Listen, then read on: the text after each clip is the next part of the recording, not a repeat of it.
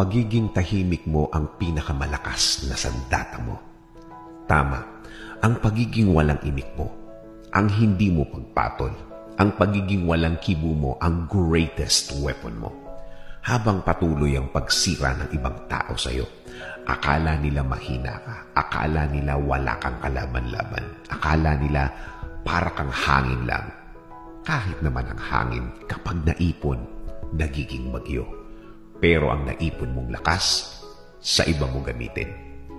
Gamitin mo ang naipon mong lakas sa diretsyong gawa, diretsyong trabaho. Yung nakafocus ka lang sa gagawin mo. Yung nakatuon ka lang sa gusto mong plano na matagal yun ang nabuo ng Diyos. Ayaw din kasi niyan nawawala ka sa focus. Gusto pa din niya na hindi ka mawawala sa focus. Hindi nawawala ang concentration. Kahit